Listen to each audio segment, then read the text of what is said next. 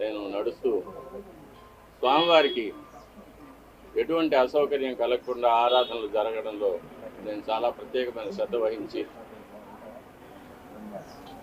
ఏదైనా అపచారం జరిగినప్పుడు అది అధికారుల దృష్టికి తీసుకువెళ్ళి దానిని సరిచేయడానికి వాళ్లకు సరైన సలహాలు ఇచ్చి స్వామివారిని ప్రసన్నం చేసుకోవడం కోసం ఎంతో ప్రయత్నం చేశాను.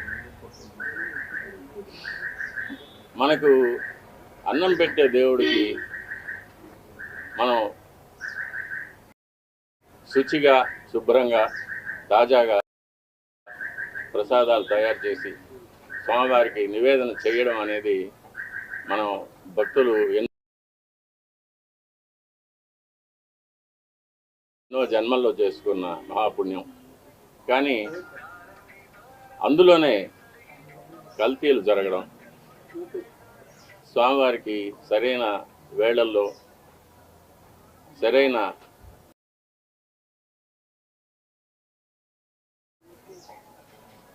పరిమాణాల్లో స్వామివారికి నైవేద్యం కాకపోవడం అనేది చాలా విచారకరమైన విషయం.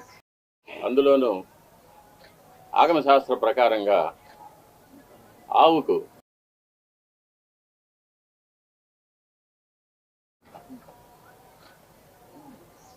ఆగమ కార్యక్రమాల్లో ఎంతో విలువైన స్థానం ఉంది.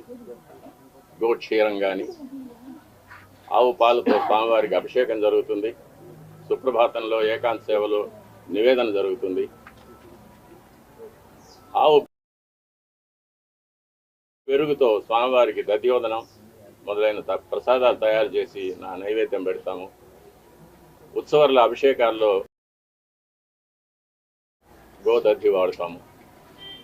గోఘృతం అనేది స్వామివారికి నైవేద్యాల్లో, అన్నప్రసాదాల్లో, పణ్యారాలనే లడ్డు, వడ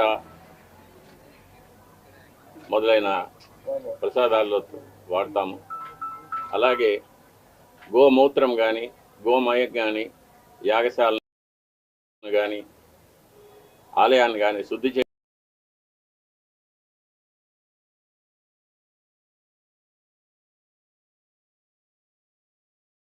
చేయడానికి వాడతాము. అటువంటి పవిత్రమైన గోవు యొక్క ఘృతాన్ని కల్తీ చేయడం అనేది అది స్వామివారికి మనకు జీవితాన్ని ఇచ్చే స్వామివారికి ఇటువంటి అపచారం జరగడం అనేది చాలా విచారకరమైన విషయం.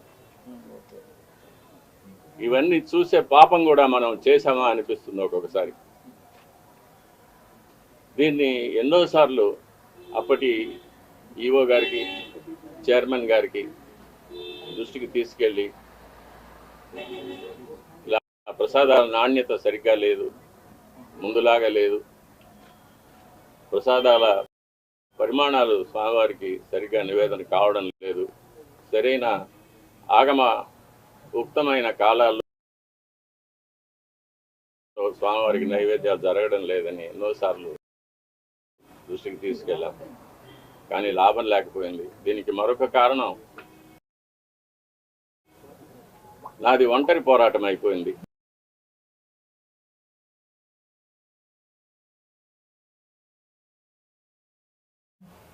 నాకు ఈ విషయాల్లో సహకరించేదానికి నా తోటి అర్చకులు ఎవరు కూడా వారి వారి వ్యక్తిగత కారణాల వల్ల ముందుకు రాలేదు. ప్రధాన పరిచారకులైన వాళ్ళు రాలేదు. కాబట్టి ఇది ఈ 5 ఏళ్ళు నిరభ్యంతరంగా ఈ మహాపాపం జరిగిపోయింది.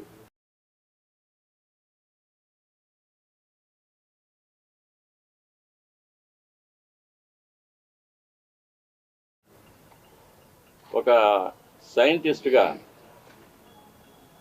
ఈ నెయ్యి యొక్క పరీక్షల యొక్క ఫలితాలు కూడా నేను చూశాను. ల్యాబ్ రిపోర్ట్స్ చూశాను. ఇందులో కూడా వెజిటబుల్ ఫ్యాటు, అనిమల్ ఫ్యాటు, జంతువుల యొక్క కొవ్వు పదార్థం, స్థావరాల యొక్క జంగమాల యొక్క కొవ్వు పదార్థాలు కలిసినట్టుగా ల్యాబ్ రిపోర్ట్ను చూశాను. పరిశుద్ధమైన ఆవు పాలతో తయారు చేసిన నెయ్యిలో అది స్థావరమైనా కానీ జంగమమైనా కానీ కొవ్వు పదార్థాలు కలవడానికి వీలు లేదు. అది ఇంప్యూరిటీస్ కింద లెక్క వస్తుంది.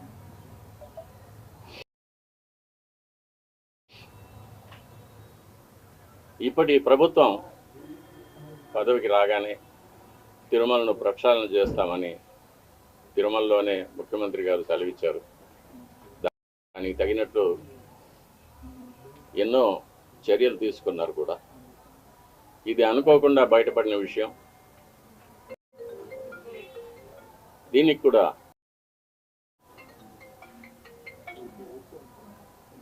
పరిహారంగా కర్ణాటక డైరీ నుంచి నందిని మార్కు నెయ్యిని,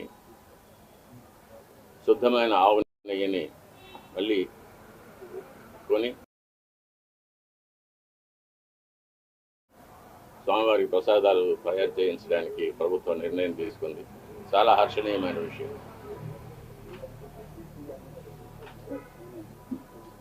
ఈ విషయంలో ముఖ్యమంత్రి గారికి విన్నపం, స్వామివారి మీద విశేషమైన భక్తి ఉన్నవారికి, ఆగమ శాస్త్రం మీద, మన సాంప్రదాయాల మీద గౌరవం ఉన్నవారికి తిరుమలలో సేవ చేయడానికి అవకాశం కల్పించవలసిందిగా కోరుతున్నాను. ఆచార పరమో ధర్మ, ధర్మస్య ప్రభు